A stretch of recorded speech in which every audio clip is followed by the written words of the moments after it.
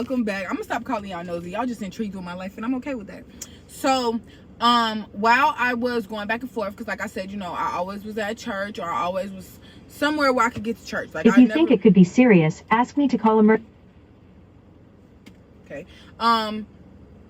I never really like was too far away from God. No matter what was going on, I never was too far from God. And if anything, I'll just watch church on my phone. Like, you ain't gonna get me away from Jesus, not at all. So Jesus had gave me the idea to pray for the city of Brunswick. So I don't know if y'all, and it's so crazy. It's so crazy that a lot of stuff is floods right now, because God told me in the beginning of the year to start the great flood, and it was going to be a flood of his power, his grace, his mercy. And y'all are seeing it right now. It's a flood. Everything is flooding. Look at all of the water. And y'all didn't listen to me when I started the great flood. I told y'all God was going to send a lot of water, and nobody listened to me. But anyway, I started the great flood. And I'm not gonna lie, y'all, this event hurt my feelings, because I wasn't doing nothing for me. I wasn't doing anything to make any money. I wasn't doing anything to benefit me at all. I just wanted y'all to come out and pray. Like, when, and this is a more so personal video, like toward, not even towards the city of Brunswick, but the city of Brunswick will relate. When Rashad died, that was just too much for me. No, me and Shad did not grow up together. No, me and Shad was not best friends. No. But Shad was a parent. Shad was a parent. And that bothers me. Like, his kids don't grow up with a daddy.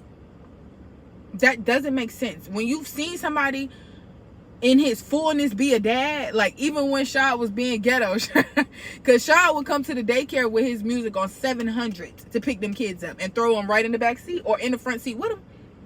Never failed. So it's like, to see that and to see him be a dad, and to know that them kids don't get to go to prom with, like, they don't get to take a picture with Shad, like, you don't get to see Shad grow up, like, that's it. That was too much for me. That was too much for me. And so that really was like, something got to happen. Somebody, like, we need to go pray, because there's got to be a demon or something down there. And so I started the prayers. I set up everything. And I was the only person that showed up every day. And that hurt my feelings, because it's like, if somebody was fighting, everybody would be there. Or if there was something, there'll be a lot of shares or something like that. Nobody showed up. I drove around in my car with no AC and passed out flyers, because I wanted people to come. And I didn't want nobody to give me no money. I wanted to sit and make sandwiches for them and have frozen cold water bottles and all of that. And nobody showed up, and it hurt my feelings, because it's like, how can I change the whole world by myself? How y'all expect me to change the whole world by myself? And like, no, my dad, y'all, and this video just feel like, it's just like a hurt video now. But y'all, it hurt my feelings that my dad did not come to none of my events. It hurt my feelings that my dad called me before my event to ask me where it was and not come. And my dad is the kind of person that like to joke. So I'm thinking he joking and he just gonna pull up. No, I was really out there by myself, and that hurt my feelings so bad, because it was like, I came to the city where support is. Like, I came to my hometown. I came to my family, and y'all not showing up for me. Because everybody's excuse was always, oh, you went to Fort Valley, you too far away. Oh, you in Atlanta, you too far away. I came home, and y'all didn't show up. And so it hurt my feelings. I'll never lie. That hurt my feelings. My pastor had to read it across me, because my pastor tried to text me and tell me to be encouraged. I didn't even read the message. Like, thank you.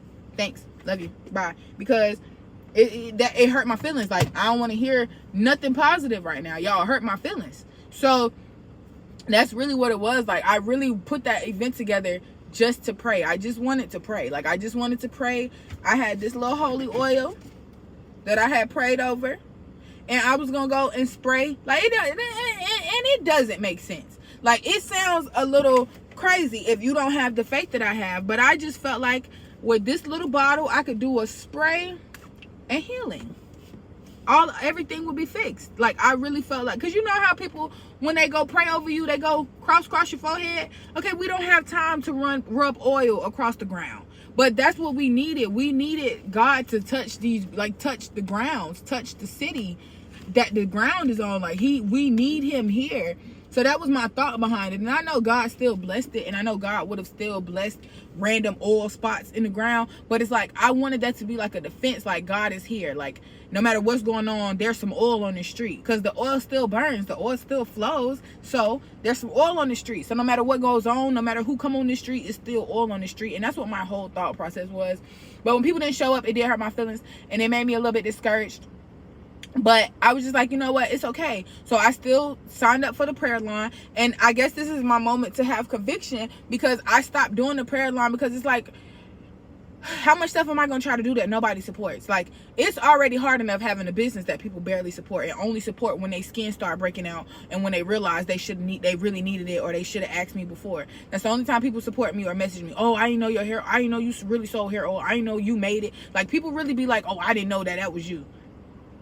So to be you want me to walk into another avenue of no support? Are you kidding me, Jesus? Be for real. Like, they already don't support me in the stuff that I do that can help them. They ain't finna get on a prayer call at 6 o'clock in the morning.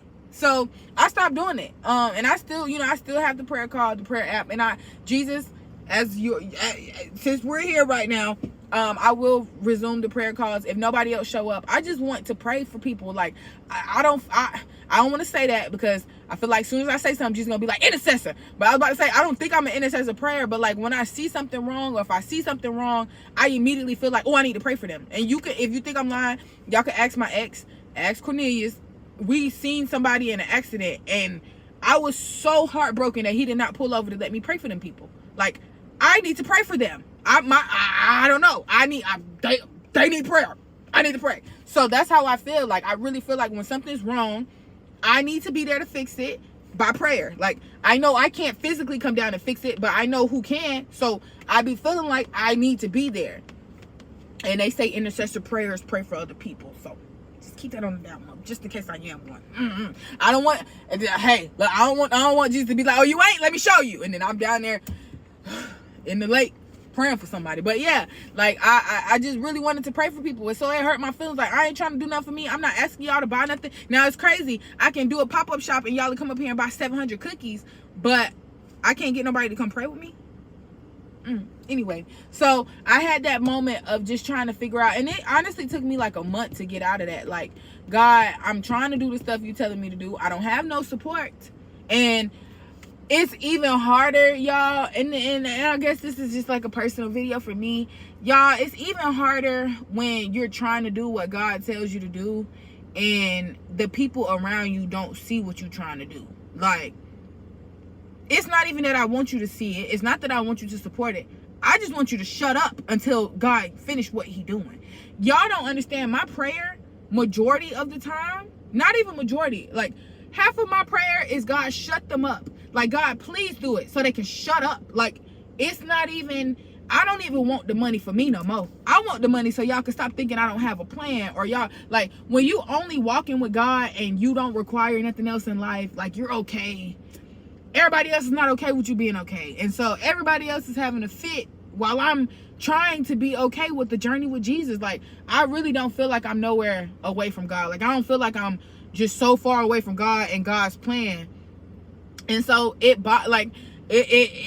just be kind of crazy that people would rather comfort me than comfort me. Like, people would rather criticize the journey that I'm on than say, okay, well, if it's you and God, then it's you and God. Like, I literally would rather people be like, oh, well, talk to yourself. Since it's just you and God, let it just be you and God, and not give me opinions and not give me rebuttal about stuff that I'm not controlling. Like, y'all, I promise y'all, if I could just sit down and write out a book of my life and how it's supposed to go, this was not it. Like Moneybagg Yo say, I never knew I was gonna be this either way. I just knew I was gonna give me some money. Like, I never knew I was gonna do like Uber. I used to tell everybody that was crazy for doing Uber. Now, baby, it's on my app. It's on my phone right now. I'm doing Uber. I'm gonna give me a couple of dollars. Like, I never seen myself being here, but I know that wherever I am, I'm literally right here with Jesus. Like, y'all don't understand when I say my discernment is high, my sensitivity is high. And I don't say that lightly. Like, it bothers me sometimes that my discernment is so high. I know when not to go into certain places that I want to go to. So that y'all might be like, oh, discernment is cute, but Jesus knows my heart. He knows I'd be down the Old Town Road without discernment, okay? And that's final. That's final. But yeah, sometimes it's hard to be on a journey with it's hard to be on a journey with Jesus when you still have to deal with inputs of other people. Like, and it's like the input I want from you, which is you being there physically or you being there supportively, is not there. So it's hard that I have to deal with you physically being here, but I can't deal with you physically being here. You know, like, it's just hard. So that event was hard for me. My pastor literally had to pray for me in my face, and I boohoo cried. I think after church, I don't think I got dropped, but he prayed for me again, boohoo cried. Like, it was really a thing for me, because I really just didn't want to do it no more. I really didn't want to do that anymore. Like, I didn't want to put myself in the front of nothing. Like, you know, like, not even nothing, but like what feels like nothing. I didn't want to put myself in the front of that. I would have rather just not. Like, I don't know. And it wasn't even that I wanted to be obedient to God, but he just said it doing the opposite of what I said, is being obedient. I mean, it's being disobedient. But I'm sorry, and I think I said it wrong the first time. I didn't want to be disobedient to God, but I didn't know me not being me was me being disobedient, if that makes sense. Like, I didn't know continuing on, even though I don't understand it, and stopping it is being disobedience. Like, I didn't understand that. So honestly, and I believe that was that was May. So that was the middle of May, maybe like May 12th, excuse me, through the 17th, something of that nature. And y'all, and I'm gonna only tell y'all this because maybe somebody watching this video and they think about dating somebody. Y'all, I had Texas man that's been saying he been wanting to date me for the longest. Like, he been on my body for a minute, and he's buff. Like, he's buff. So when I mentioned my event to the city of Brunswick, they said I need to have some kind of security so that number one, nothing happens if a lot of people come out, because I prepared for a lot of people. I was prepared for a lot of people to show up. So the police department had already told me I needed security, I needed to have water bottles, you know, whole 9 yards. I need to have it mapped out of where we're walking. So I had messaged this man who swears he's just so obsessed with me, and he, you know, I just love your vibe, and I told him I need security, like, I need you there. And he didn't show up. So it's just like, a lot of people don't realize I'm really big on what you show up to versus what you show me. Like, I mean, not even what you show me, but what you tell me. Like, I would rather see you be there than to keep texting you, because that'll hold more weight that you support something I'm doing versus you, hey beautiful, and what up little mama, and all that stupid stuff. Like, there's real life events going on. So if you're trying to date somebody, trying to be the cool guy and not being supportive and not showing up to stuff that they do is not effective at all. And especially when they really, like, we talked about it, and he was like, oh my God, this is a great event, I want to have one. So why didn't you show up for the first one? Like, y'all have to really start sitting back and just letting people play themselves out your life. Like, I don't even have to force y'all out my life no more. You play yourself out my life. Like, dang. All I ask you to do is be supportive to an event that you need, that your kids need, that your niece and nephews or your cousin need. Like, that's all. But it is okay. All is well.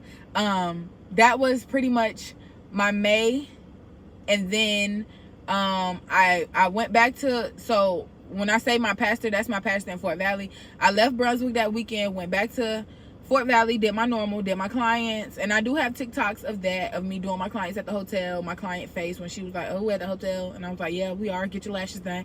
Went back to Atlanta after Fort Valley, and then we went to, and I'm saying we as me and you, we went to Atlanta for a little while, went to my best friend for a little while, and then we came back to Brunswick. We did one last pop-up shop. And Brunswick had got a little weird. The vibe had got a little weird there. And y'all, this is, I don't want to keep saying the vibe had got a little weird. This is my discernment again. When people start doing stuff differently, I pick up on it, and I don't want to. Like, y'all don't understand. Sometimes I cry because of how sensitive I am. Like, sometimes I wish shit didn't bother me. And I'm sorry for cussing, but sometimes I really wish that stuff was just like poof off my shoulder. I don't even care. I really wish that was the scenario, but it's not. That's not the scenario for me. A lot of stuff bothers me. A lot of stuff gets on my nerves, or not even on my nerves, but like a lot of stuff, it'll get to me. So I felt a very weird vibe the last time that I was in Brunswick, which is probably like, not the last time, but the time before last, before I flew out, which was like June. I felt a real bad vibe, like I wasn't welcome there no more. And I was like, okay, cool, it's cool, you know. I was only there for like 3 days, so I was like, I'm just gonna sell my cookies these 3 days and then I'm leaving. I was supposed to have a ride. My ride was acting weird to me, and I was like, all right, cool. So my car had started messing up, and I said I'm gonna leave my car with my brother, and he can get my car to the mechanic because him and the mechanic work together. Cool. So this is how my car got left in Brunswick, and there's nothing happened. But I left my car in Brunswick with my brother, and I went on vacation. All right. Now, technically it wasn't vacation. My nieces were graduating elementary school and high school, so we go to the graduations, and I got stuck in Virginia.